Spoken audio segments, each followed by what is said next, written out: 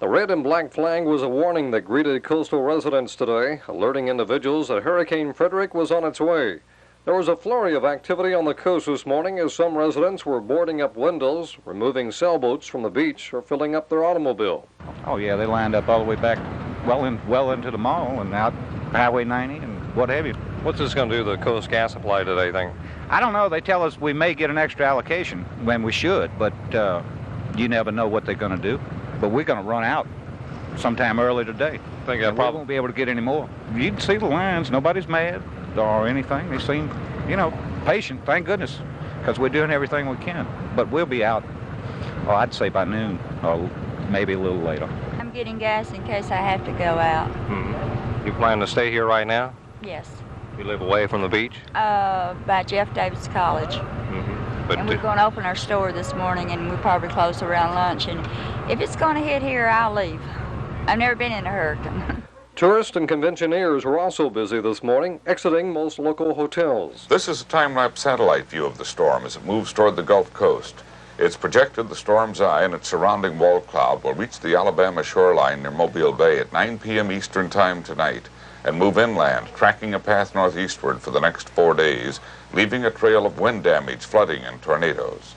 This is the Pensacola, Florida radar picking up the north side of the wall cloud as it advances. This is the third hurricane to hit the U.S. this season.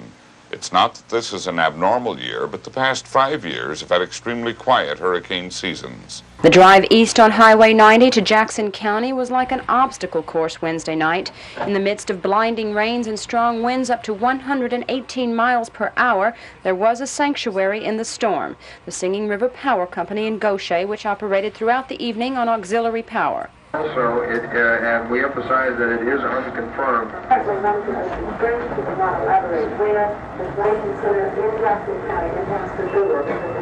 We have 3 or 4 different families from the Goshen area that got stranded and came in to get out of the weather. Seems like a lot of out-of-towners are dropping in also, ourselves included. Right, we've had 2 people traveling through the state that, due to the weather, pulled over and saw the light and decided to come in. At daybreak, the major part of the work began. The devastation in Pascagoula and surrounding cities can only be described as a holocaust. Landmarks familiar to the area no longer exist. The National Guard Armory, destroyed. May's Hamburgers on Market Street, gone. Frederic took pity on nothing. No area in Jackson County was spared his heavy-handed blow.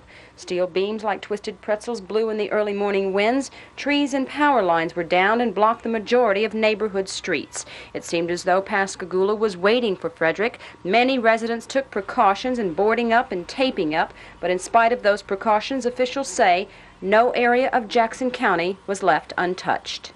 The hardest hit, I would say, would be from I-10 south. The whole breadth of the county is really the hardest hit.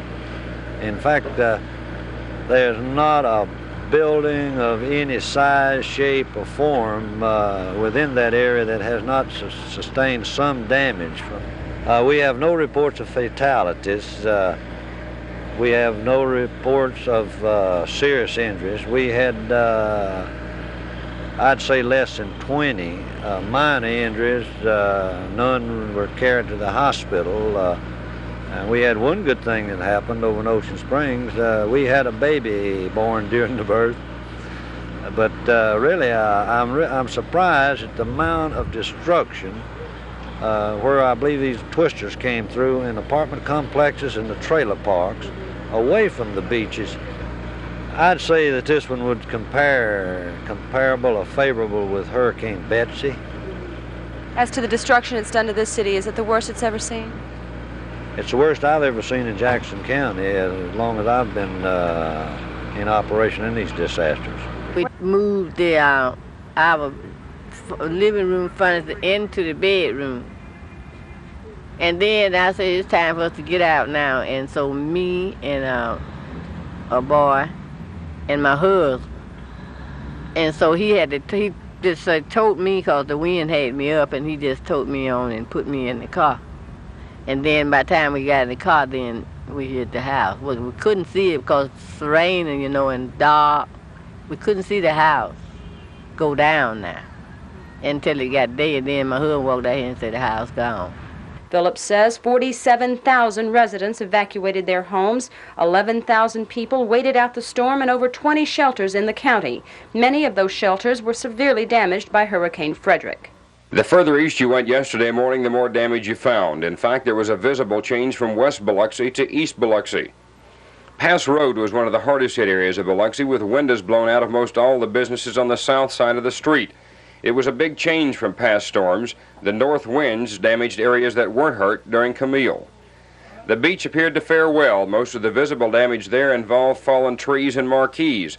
Oddly enough, most of the huts and palms on the beach remained intact.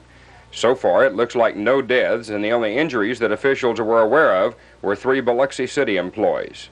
They were injured, yes, City Barn last night. They were with Commissioner Fallow there, and part of the building collapsed. I don't think they were seriously injured, but I understand they're going to be all right. Okay. They were in this building when the glass blew out of upper windows, showering them below. The Central Fire Station had some damage, and the fire department had to completely abandon the building. And they moved down here to the EOC, and they already had the standby operator, so it was no loss of time at all. But I think we're very lucky. But all in all, Biloxi fared pretty well. Mostly windows, roofs, porches, and trailers, things like this, and a lot of debris, trees and limbs, and so there's a lot of cleaning up to do, but fortunately no deaths that we know of, and very few injuries. Kivett Street was proof the storm was over yesterday morning. Rows and rows of cars coming back home. Across the bay, things looked much the same. There was evidence of what many think were small tornadoes, damage on one side of the street and not on the other. According to many residents, more damage to trees and roofs than during Camille. Then moving into Ocean Springs, the damage really started to show up. Trees down everywhere, no electricity, low water pressure, and all the rest of the signs of a bad storm. Downtown, businesses were wrecked. Again, according to some, more damage in many areas than with Camille. But all in all, Ocean Springs fared pretty well especially considering there were no reported deaths. Right now, the primary problems seem to stem in the form of utilities. It could be days before power is restored in many areas, and it will be days before Ocean Springs Water Reserve will be built back up to a safe level. Here in Moss Point, the devastation was just as extensive. Few, if any, businesses in the main part of town escaped Frederic's wrath, and many citizens say this storm was worse than Camille. I stayed here during Camille and thought really we'd be very safe, but it was a bad night. Where did you weather the storm, Mike? At my house up in Escatawba. But how was it up there? Well, we lost a couple of trees, but I don't know. It just didn't seem like whatever it would take to do this, we didn't have up there. The Bayou Casat area of this industrial county seems to have weathered the storm well, but officials there are still attempting to assess the damage. There are unofficial reports of extensive damage at Ingalls. One official there says it may take 3 days to 1 week to get the shipyard in full operation. What happens now in Jackson County? Officials say much work was involved in hurricane preparation, but even more work is required at this time. It was more than a miracle that saw the residents of Jackson County through the raging storm last night without a single fatality or serious injury. It was human foresight, planning ahead, and proper evacuation procedures.